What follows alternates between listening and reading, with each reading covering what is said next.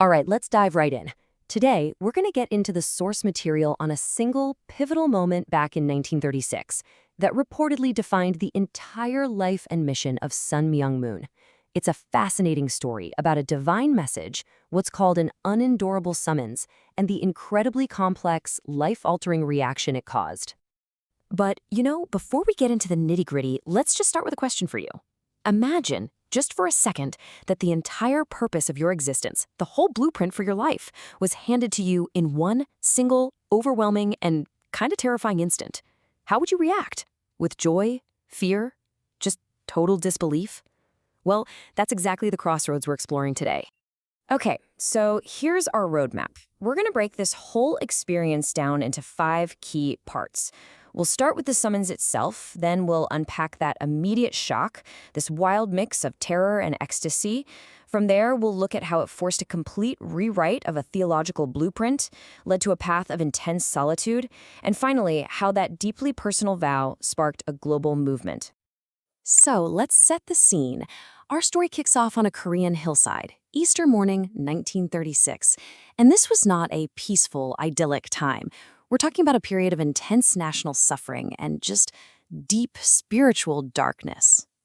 And you really have to get the context here because it's absolutely crucial. Korea was under a brutal Japanese occupation, and the whole world was basically teetering on the edge of World War II. It's right in the middle of this climate of oppression and uncertainty that a young Sun Myung Moon reportedly received a visitation from Jesus Christ while he was deep in prayer. So what was this message?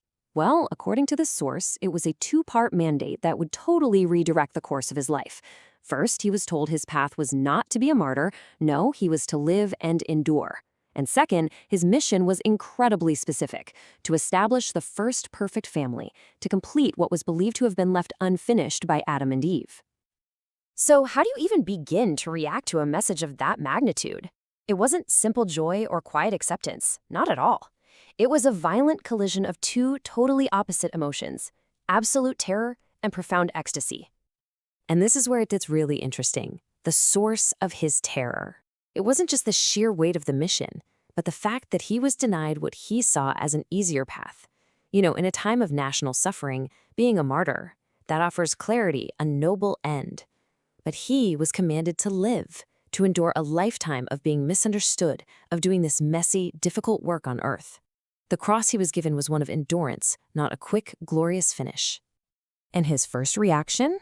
It was totally human. He pushed back, hard. He literally pleaded for the task to be given to someone else. He knew the immense theological weight of what was being asked and understood that it would almost certainly lead to him being called a heretic or, much worse. It's a deeply human moment of fear and doubt facing an impossible command.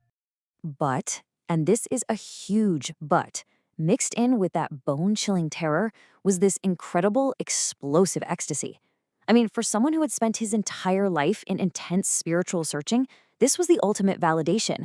It was a moment of direct, absolute knowing that gave him a comprehensive blueprint for redemption. This ecstatic confirmation, it became the non-negotiable spiritual fuel he would need to even consider accepting the terrifying mandate. So you've got this massive emotional whiplash, right? Well, that led straight into a period of intense intellectual processing.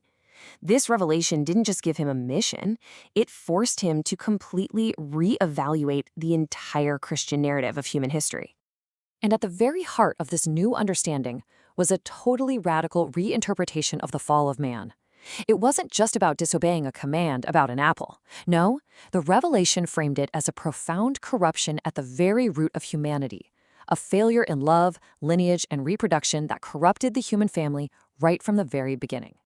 This led to a whole new theological framework. So, according to this view, Jesus achieved individual perfection, and he set the spiritual standard, creating a spiritual lineage. Moon's mandate, on the other hand, was to complete that mission on a physical level. By establishing the first perfect family, he would set the physical standard and create the basis for a restored physical lineage. Now, the crucial point here is that his mission wasn't seen as a repetition of Jesus's, but as its completion. Now, saying yes to a mission like this, it came with a huge personal cost. And the most immediate, crushing consequence was a life of profound and absolute solitude. I mean, think about it. He realized that no one could possibly understand the scope of his task. To speak about it openly would mean instant destruction by the religious authorities of the day. So his mission had to begin in silence. The joy of that incredible encounter had to be buried under years and years of quiet, lonely preparation. This wasn't some big public announcement. It was the start of a quiet, intensely lonely foundation. And it's in this solitude that he forged this unyielding vow of absolute obedience. And it was really built on three pillars. First, a total rejection of self, where his own personal desires just became secondary to the mission. Second, the acceptance of persecution, seeing suffering as a necessary price to pay for history's failures.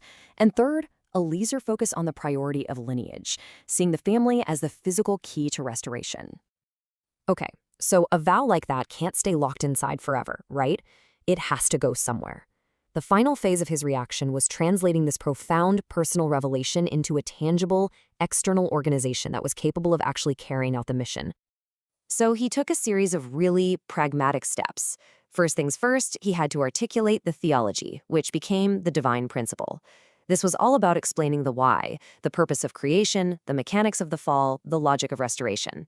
From there, he built a community, the Unification Church, and finally provided the core mechanism to fulfill the mandate, the blessing ceremony, a marriage ceremony designed to change lineage.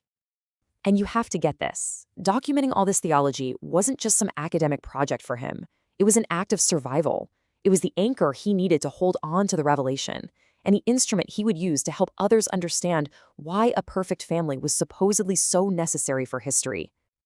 And that one single moment on that hillside back in 1936, it kicked off an 80-year spiritual odyssey. His entire life, from that point on, was completely dedicated to fulfilling that two-part mandate he believed he had received. So, if we boil it all down, what's the ultimate takeaway from this whole revelation? Well, it's a fundamental shift in the very concept of redemption. It proposes that salvation isn't just about an individual's spiritual journey, but about the structural transformation of the family unit itself. In the end, his reaction was one of unendurable responsibility. Any joy he might have felt at being chosen was, according to the source, constantly overshadowed by the colossal, crushing weight of believing that the success or failure of all of human history now rested entirely on him and the family he was commanded to build. And that leaves us with one last big question to chew on.